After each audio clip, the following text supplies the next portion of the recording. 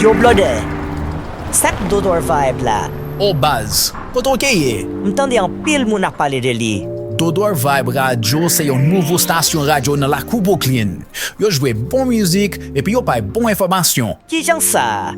Mba konnen non? Men Fafan, mwen de Fafan. Fafan, Oh, sa nap fe la?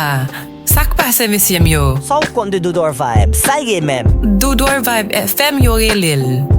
Yon nan pi bon stasyon radyo nan la kou Brooklyn. E vre, kote map jwen li mem.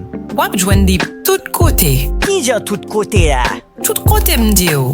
Se yon stasyon sou internet. Depi ou gen internet, wap ka koute l nepot kote ou ye nan le monde entier. Ouwe, ou te gen le pase mtap bay manti. Ki fa?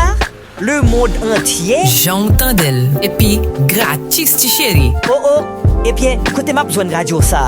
Rale telefon nou, epi monte sou DodorVibe.com. Ok,